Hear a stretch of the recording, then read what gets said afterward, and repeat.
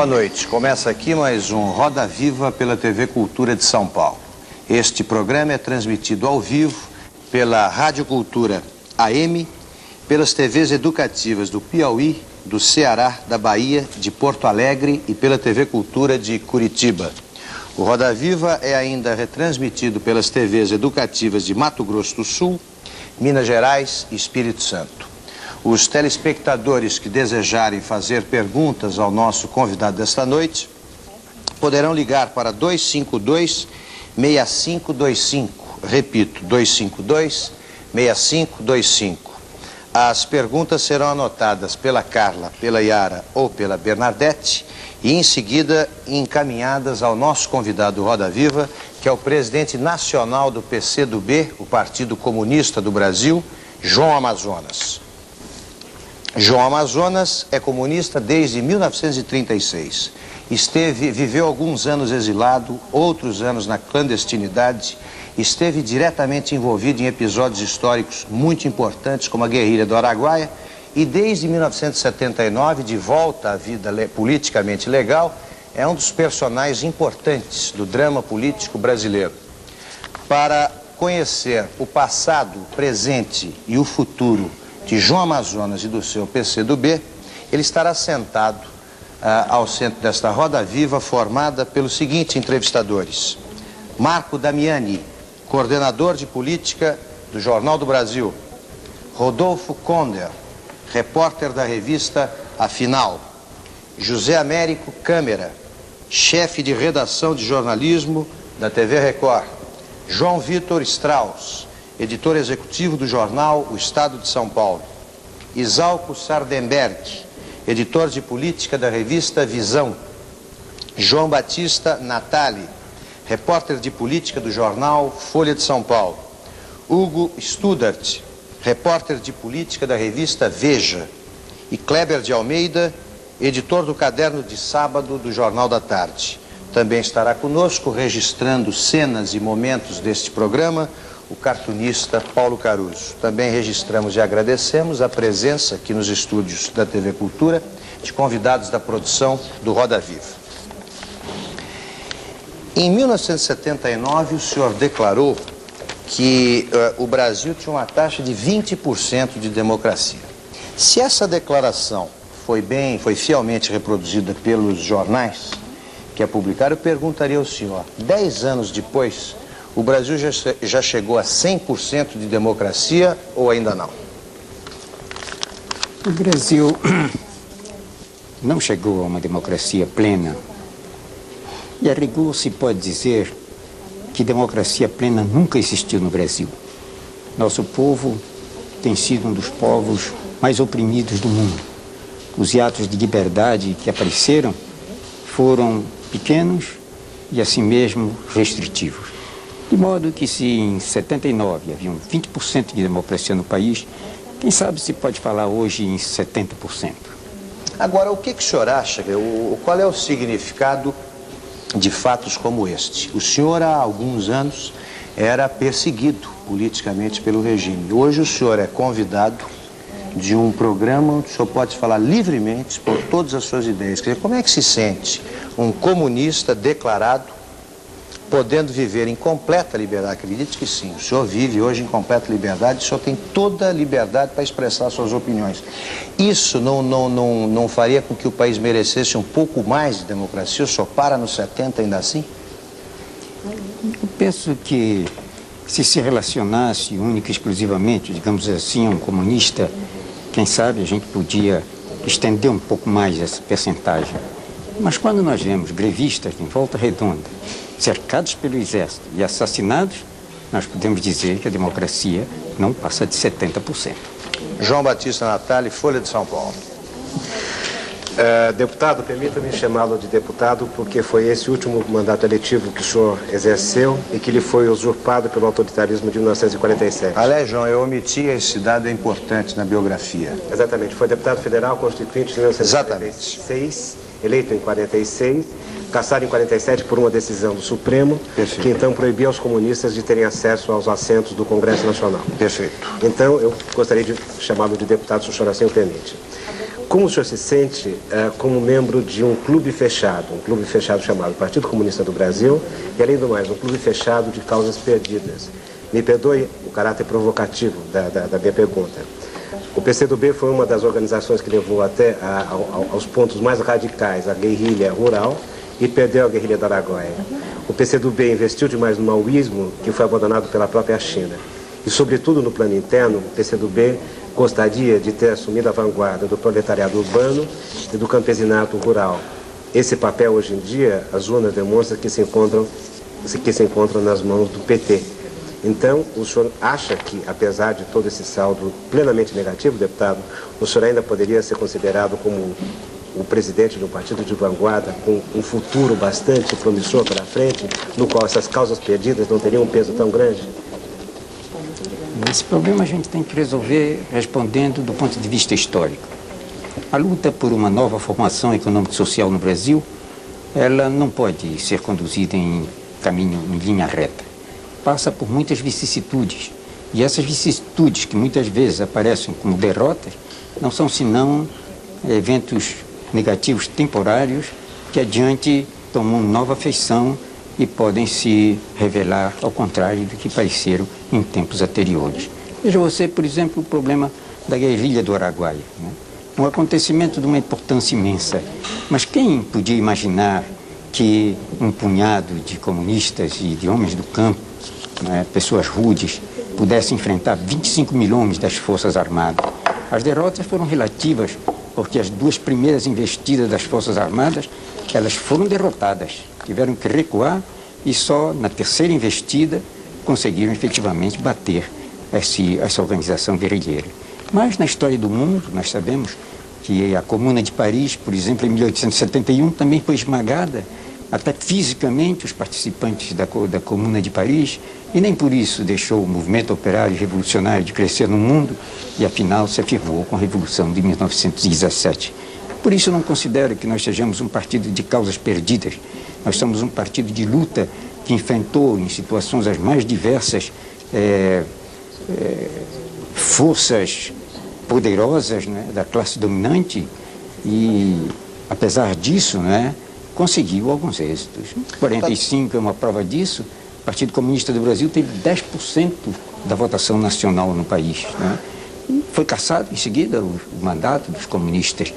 Não se tratava, nós não tínhamos força para fazer a revolução, para tornar vitoriosas as nossas ideias, mas que esse acontecimento, a presença dos comunistas na Constituinte de 46, jogou um papel enorme para que o povo brasileiro assistisse e visse com seus próprios olhos que eram os comunistas que ideias defendiam, jogou um papel importante. E eu acho que hoje o que eu represento não é senão o resultado dessa trajetória de heroísmo, né, de milhares e milhares de comunistas, de combatentes da causa avançada que ficaram pelo caminho, mas que sem dúvida nenhuma o futuro sorri para eles, porque inevitavelmente do ponto de vista da história o mundo marchará para o socialismo. Deputado Kleber, depois Exalco, depois Hugo. Kleber. Maldita, porque até o PCI, o grande Partido Comunista Italiano, anda cogitando, pelo menos alas do Partido Comunista Italiano, cogitando de mudar de nome para Partido Socialista. É isso aí. Eu acho que divisões no movimento comunista sempre existiram, desde a época de Lenin, desde o início do século passado. Toda a luta de Lenin foi contra mencheviques e trotskistas, etc., até que se consolidou um partido homogêneo, leninista, que encabeçou a Revolução de 17. Acho que no movimento comunista mundial surgiu uma divisão profunda com o 20º Congresso do Partido Comunista da União Soviética. Isso repercutiu em todos os países, né? Alguns adotaram o caminho revisionista, que é o velho caminho da Segunda Internacional, da social-democracia, e outros continuam com grandes dificuldades, mantendo bem alta a bandeira da Revolução. Só um momento rápido. Mas quem Por favor, Kleber, eu só pediria que você resumisse bem para a gente completar a roda. Perfeito. Mas faça a segunda pergunta. Mas é rápido. Kleber. Se a União Soviética e a China já abandonaram esses postulados originais do comunismo, quem que é comunista hoje no mundo? Eu sou comunista no mundo, e não somente eu. Há muitos partidos comunistas organizados em toda parte, né? E a China e a União Soviética, sem dúvida nenhuma, entraram num processo de retrocesso, né, do caminho até então revolucionário seguido nos seus países. Mas isso não significa senão uma derrota temporária. A própria Revolução Francesa, que vai comemorar agora 200 anos, também sofreu sérios reveses depois de vitoriosa. E nem por isso os fatores objetivos que determinavam o surgimento da nova sociedade capitalista deixaram de triunfar. Eu acho que essa derrota é temporária e que o movimento socialista voltará a se afirmar, porque inevitavelmente é esse o destino e o caminho da humanidade. Isalco Sardenberg. Presidente, eu vou chamá-lo de presidente mesmo. Como é que o senhor analisaria, o senhor falou agora há pouco em porcentagem, o desempenho dos comunistas na eleição em 46 e agora em 86, 40 anos depois?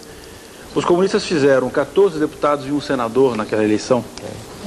E dessa vez nós temos apenas 4 deputados. Sendo que 5 seria no caso. 6 deputados. E sendo que em 45 o eleitorado brasileiro era muito menor. O senhor acha que isso constitui um declínio dos comunistas como representatividade eleitoral ou não? Nós temos que ver isso em relação ao momento histórico que se viveu. 45 é um período em que as esperanças dos povos de todo o mundo eram enormes, com a vitória sobre o nazismo, e que se esperava que se criasse uma nova situação internacional e no Brasil também. Essa esperança do povo brasileiro levou a ver nos comunistas que haviam lutado contra o Estado Novo, né, e se dedicado à defesa dos interesses dos explorados e oprimidos, como uma força que merecia o seu apoio. Nós tivemos 10%, quase 10% do eleitorado nacional. É evidente que nos dias de hoje é preciso ver a diferença de circunstâncias que existem, né? Primeiro que essa divisão no partido, ela acarretou certos prejuízos, não pode se deixar de considerar assim. E segundo, nós passamos 21 anos de ditadura militar. Eu acho que o partido vai voltar a se afirmar novamente como uma grande organização que de fato defende os interesses progressistas para nossa pátria e o futuro socialista do Brasil. Hugo, por favor, Zé, o Hugo Studart, em seguida você faz a pergunta. Eu gostaria de saber se o senhor acha que o PCdoB ainda é o partido representante da classe operária no Brasil, ou o PT já teria tomado esse lugar? Não, eu acho que em um partido, o autêntico partido revolucionário da classe operária, nunca são 2 ou 3, um só. É um só. O partido da classe operária é aquele que representa os interesses fundamentais dessa classe. E os interesses fundamentais dessa classe é liquidar a escravidão salarial, é derrotar o capitalismo e organizar uma nova vida socialista, tornar vitoriosa a revolução social. Por isso, me parece que não existem muitos partidos comunistas. Existem partidos social-democratas que se intitulam de comunistas pelo mundo afora, hoje, mas nem por isso, do ponto de vista de conteúdo, do ponto de vista teórico, eles são efetivamente autênticos comunistas. Ou seja, continua sendo o PCdoB, na sua opinião, o único representante da classe operária no Brasil? Não posso também situar no termo que seja o único representante. Eu acho que, do ponto de vista teórico, quem defende os interesses fundamentais da classe operária é o Partido Comunista do Brasil. Mas, sem dúvida, no Brasil existem também outros partidos que trabalham com a classe operária, que defendem interesses da classe operária e que devem ser respeitados por essa sua posição. Eu não sou exclusivista e nem quero eliminar também outras organizações que se batem com boas intenções pela libertação da classe operária. Zé Mérito, depois Rodolfo Conde, depois o Marco. Marx coloca muito claramente no Manifesto do Partido Comunista que a sua filosofia não é ideal nem definitiva. Ele coloca como sendo uma etapa histórica, uma evolução. Assim como o capitalismo teria sido uma evolução em relação ao feudalismo, essa filosofia seria uma evolução em relação ao capitalismo. Essa etapa histórica não seria exatamente isso que o senhor condenou agora em relação à União Soviética e à China? Será que a União Soviética e a China não estão entrando numa nova fase na história? Eu penso que não é bem assim o problema. Não se trata de uma nova fase. Na minha opinião, se trata de um retrocesso. Creio que o proletariado revolucionário sofreu uma derrota histórica no 20º Congresso da União Soviética. E que, em consequência disso, esses países que haviam já construído, em grande parte, uma sociedade nova, voltaram atrás e vêm passo a passo palmilhando um caminho que nós conhecemos muito bem. É o caminho onde predomina a lei da mais-valia, das joint ventures com direção estrangeiras na própria União Soviética, e essa abertura, né, que chega à instalação do Maxim, um restaurante de luxo em Pequim, não é verdade? Demonstrando bem que o capitalismo aí se firmou, ou vai se firmando, e pondo de lado aquilo que constituiu os grandes e nobres ideais da revolução dirigida por Mao Tse-tung. Mas então essa evolução seria a Albânia, por exemplo? Que país mantém a pureza comunista? Essa pureza do marxismo, às vezes é vista assim de uma maneira muito ortodoxa, né? O marxismo não é senão uma ciência social. Ela adquiriu o Fórum de Ciência Social com a grande obra de Marx e Engels. Essa ciência social tem que ser vista como um guia que a gente utiliza para construir uma nova vida e uma nova sociedade. Você imagina se é possível a Albânia, por exemplo, um país pequeno, mais atrasado da Europa na ocasião, 1 milhão só de habitantes naquela época, heróico, porque bateu as forças italianas e expulsou os alemães de seu território. Esse país não podia, de forma alguma, querer construir o socialismo à moda da União Soviética. Seria um erro. Essa mesma coisa nós dizemos no nosso país, não é? Nós temos que considerar, apoiado na teoria, apoiado na ciência social mais avançada, nós temos que estudar a nossa realidade. E o socialismo no Brasil não pode fugir às tradições históricas do nosso povo, o perfil de classes existentes no país, né? O nível cultural, né? E certos hábitos, certos costumes progressistas existentes na sociedade brasileira.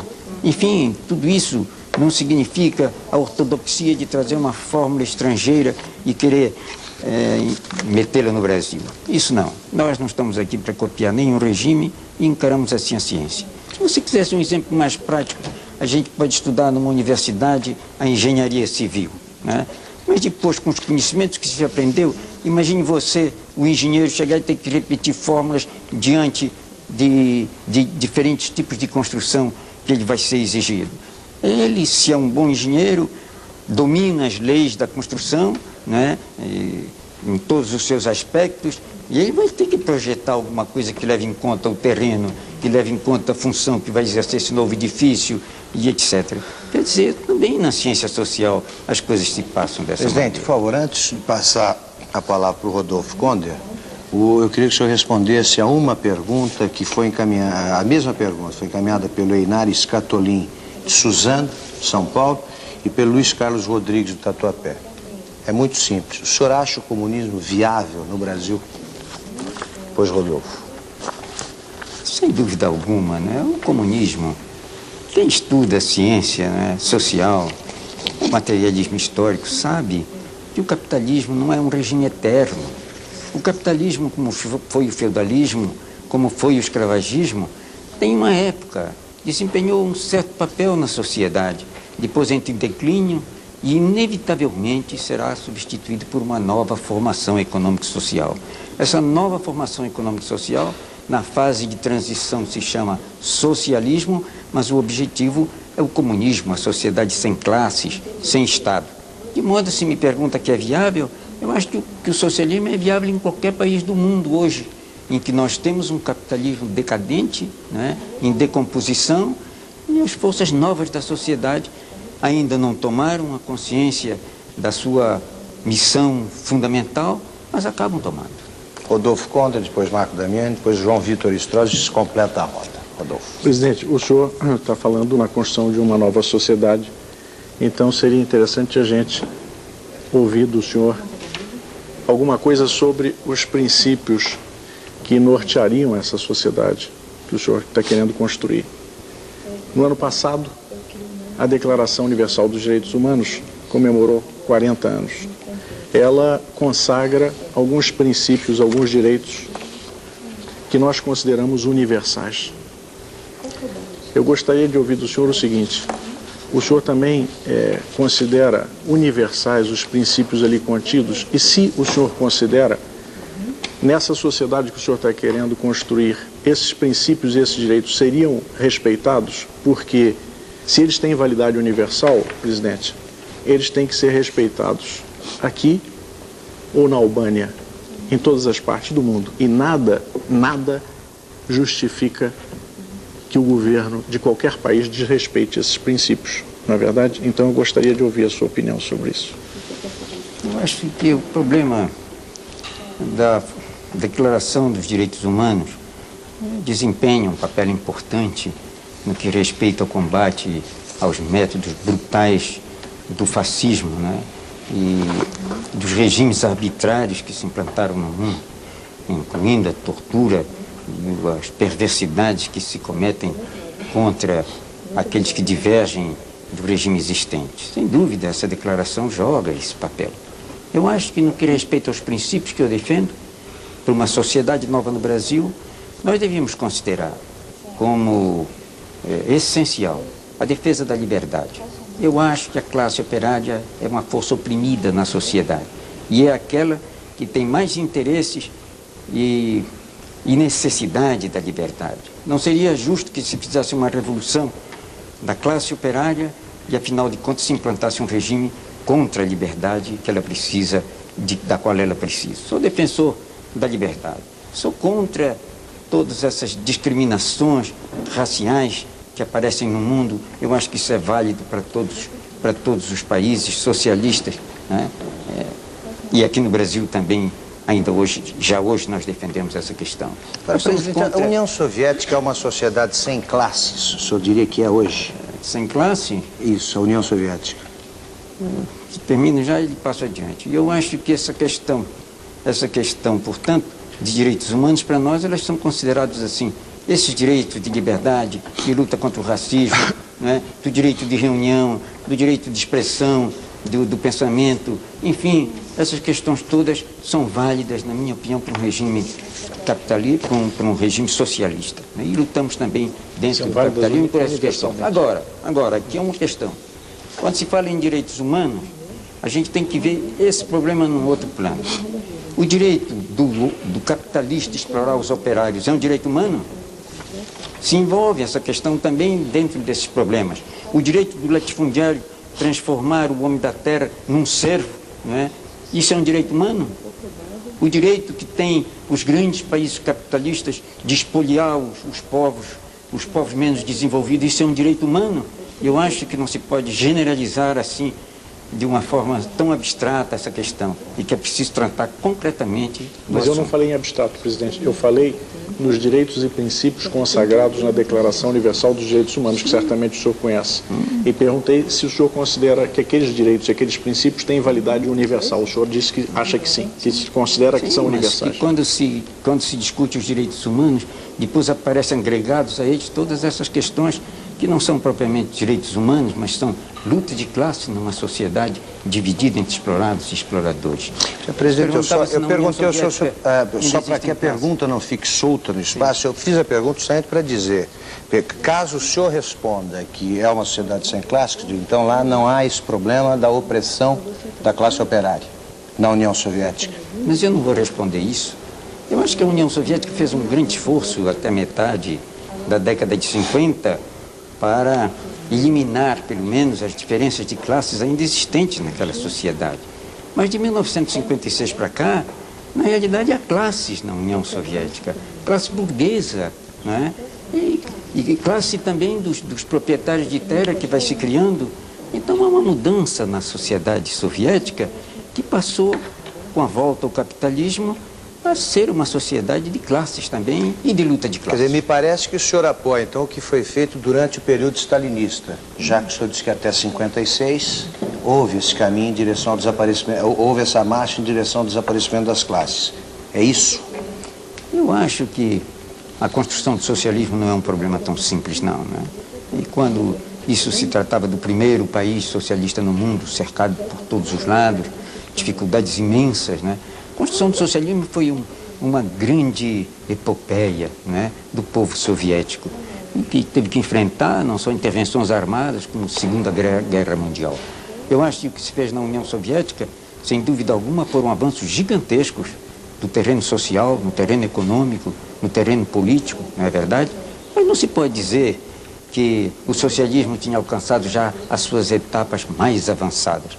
Eu acho que nessa altura se davam passos para isso. Lenin mesmo afirmou que a construção do socialismo passaria por muitas fases. E ele dizia, a gente não pode nem mesmo saber como será a cara do socialismo, né? A fisionomia da nova sociedade, quando nós alcancemos a última etapa. Marco, por favor, só para completar, Exalco, Marco Damiani e João Vitor Strauss, aí a entrada de cena é livre. Eu vou mudar um pouco o foco da discussão para submeter a uma informação que eu recebi, a sua confirmação.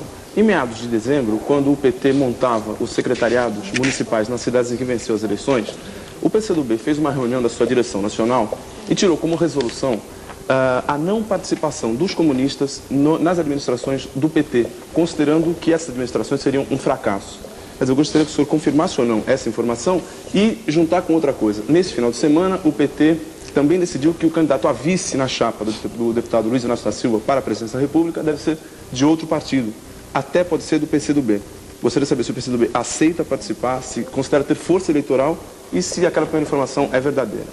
A primeira parte da informação é verdadeira. De fato, depois das eleições de 15 de novembro, no qual o Partido Comunista do Brasil jogou um grande papel para a eleição de Erundina, nós tomamos uma decisão que já não é tão nova assim, de não participar do primeiro escalão do governo municipal, né? Isso por uma questão de princípio, nos pareceu que não se devia participar.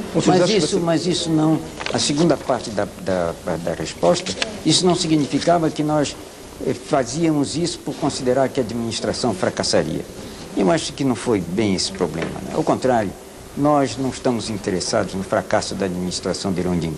Sabemos que dentro dessa sociedade que está, ela vai ter dificuldades imensas, mas nós não estamos interessados no fracasso. Afinal de contas, é uma experiência nova em certo sentido, que seria bom que pelo menos, se não pudesse realizar tudo aquilo que é um sonho para ela, mas ao menos que pudesse mostrar ao povo que fez um grande esforço na direção de cumprir o mandato que recebeu. Quanto à segunda questão, dessa reunião do PT, eu estou tomando conhecimento pelos jornais, aí se diz que preferencialmente o PT quer vice de fora do partido. Que o PT iria conversar com os outros partidos, né, discutir as questões da sucessão presidencial, que aliás é um tema importante esse, não? E me parece assim que o problema da vice, etc. Eu acho que nós defendemos essa questão de uma unidade das forças de esquerda, não é verdade? E pensamos que pode ser um grande passo adiante essa questão. Quanto ao problema do vice, o problema é discutir. Nosso partido não está disputando vice-presidência da República. Nós entramos nessa questão da sucessão presidencial olhando mais alto ainda, vendo problemas mais importantes da vida brasileira do que nos prendermos a certas questões de interesses partidários muito limitados. Vocês terão um candidato próprio? Não, por enquanto não temos nenhuma. Nossa decisão, por enquanto, não é de ter candidato próprio. João Vitor. Presidente, na sua análise da economia, enfim, da organização política e econômica mundial, o senhor demonstra uma convicção forte de que o capitalismo está em decadência e que mais dia menos dia essa situação vai passar por uma nova formação social, econômica, sem classes e sem fronteiras.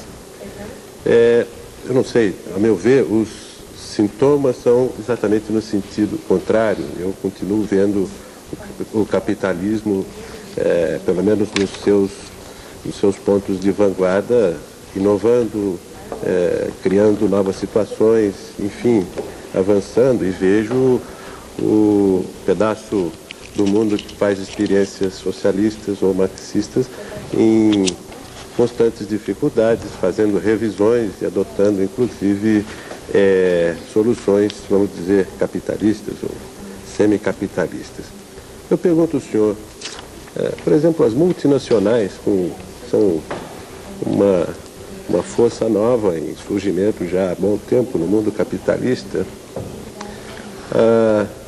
Não seriam, por acaso, talvez, o sinal mais evidente de que, sei lá, do lado capitalista que se pode ter uma nova formação social, pelo menos sem fronteiras, já que as multinacionais, pelo menos isso, precisam para se expandir? Me parece que essas formações econômicas e sociais, elas têm que ser apreciadas desde o seu nascimento, a sua evolução e o seu período de declínio, porque todas elas passam por essa fase. E o capitalismo não é eterno e, sem dúvida nenhuma, passará também por essa fase. Naturalmente, o capitalismo teve a sua fase progressista, a sua fase de contribuição para o avanço da sociedade humana, inegável, né? Vemos isso através da Revolução Francesa, da Revolução Americana, né? E criou, como dizia Marx, verdadeiros monumentos, né? E aquilo que parecia inconcebível em períodos anteriores. Mas o capitalismo, depois chegou a uma outra fase. E essa fase é a fase do monopólio, que é inevitável. É um processo natural de desenvolvimento do capitalismo. Essa fase de monopólio, ela continua cada vez mais, né, se acentuando. Já não é nem mesmo aqueles cartéis, né, do início da fase imperialista dessa nova fase. Já hoje são os oligopólios. Quer dizer, o monopólio é cada vez mais forte, cada vez maior, né? E isso que parece, por exemplo, as multinacionais,